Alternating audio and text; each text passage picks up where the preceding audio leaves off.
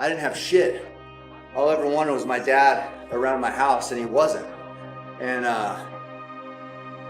nobody would want my childhood. Nobody would say, oh, you had it so lucky, you had it so good, no wonder. Nobody would want to trade me how I grew up. So the way I see it is, if I can come up and achieve dreams that I never even thought possible, anybody can.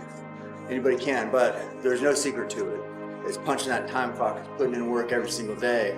And the sooner you realize that, the quicker you're going to get to the path where you want to go, and you can do it. I mean, nobody has to believe in you. Nobody has to see the dream. Nobody has to get it. It's all in you. It's you. And pretty soon they'll come on. They'll be like, oh shit, I guess you are. I mean, I guess you were onto something. I guess maybe that is real. But to get started, you don't need anybody. I came from a real small town, had absolutely nothing. And so where I came from, people would rather see you fail than succeed. Who was I to dream big, really? I mean, I didn't deserve to have big dreams about being anything special.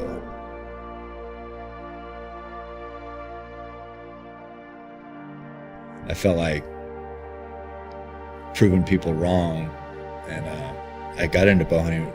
I started running marathons. That was, about 10 years ago. And just I realized a connection between endurance racing and hunting. Because in both disciplines, you're facing huge barriers. I mean, you want to quit.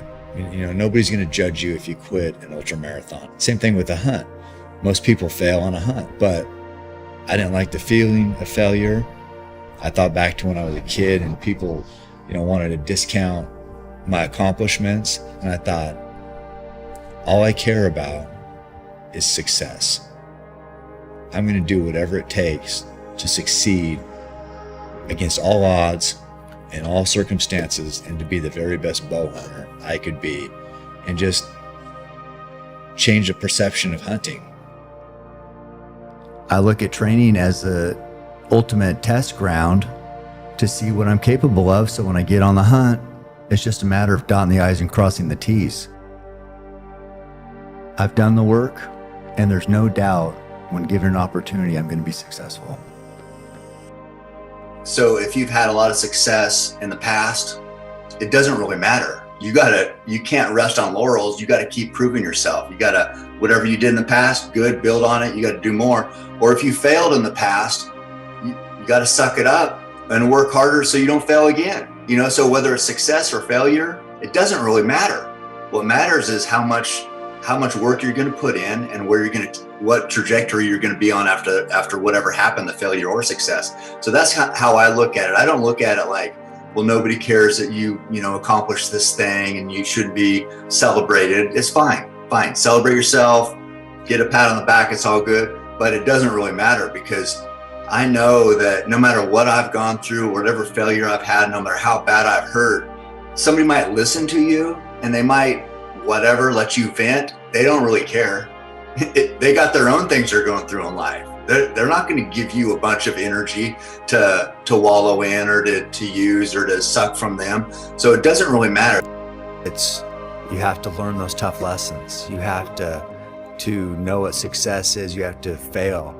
And I think a lot of people, they want to shortcut it. They want to get to the top without ever being at the bottom.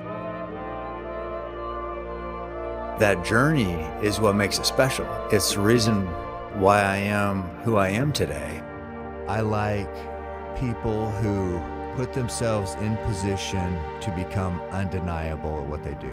It's like, you might not like me, you might not want to say anything, but you cannot deny the work I put in and the results that show for it. You can say whatever the f you want, but I want to be undeniable. And there's going to be things that come up. There's going to be challenges. There's going to be people, your life is going to feel terrible. You're going to feel like you're alone. All this, but you keep working, keep pushing. Yeah. I have tried to look at people who are successful, who I look up to. And that's what the book is about, where I have the chapter about where I take from all these people I look up to, everybody respects, but it's like, how can I take what they do and apply it to my own life? Yes. And before it was just like, I have to win. I have to beat everybody. I would look for negatives of that person. Well, yeah, I could do that too if all I did was train. I could run that good, you know? And so instead of that attitude, it's just like, no, well, how about this? And then you take the positive part and then you add it to your arsenal, and then you're growing and you're improving and you're appreciating, and gratitude and all this thing that makes you, you have to be a complete human. Yes. You can't be a negative, looking at the negative of everything, thinking like you've been cheated in life and that's why you're not successful and you should be getting more attention. No, you have to you switch that mindset to gratitude, and then you see everything differently. Nothing is given, everything is earned.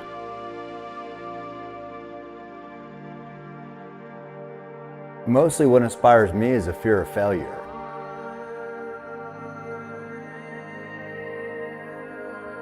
I put so much into what I do to be the best I can be, and it doesn't mean anything. That doesn't guarantee anything. You know, I'm hunting a wild animal. I'm trying to bring it down with essentially a sharp stick. And so until that actually happens, it's all just a dream and a vision, and it's hope. I hope that I have paid my dues and worked hard enough, but when it finally does happen, the first time of the year, every season, it's like a weight has been lifted off my shoulders, and I know that all the sacrifice has been worth it again. There's nobody out at 4 or 5 in the morning, and I'm running into the neighborhoods by my house. All the lights are off. I just envision people in there comfortable sleeping, and I feel like, you know, I feel the best then. When it's like when I run the mountain when it's sunny, I don't feel as good as when I run it when it's pouring rain.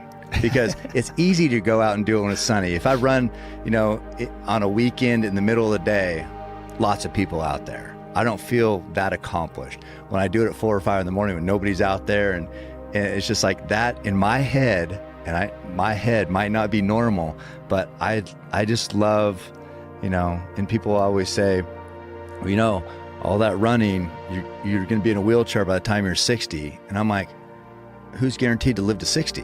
I mean, I might die tomorrow, so what am I supposed to do? Save myself for what? I want to, know that I gave all I have every day, because tomorrow's not guaranteed.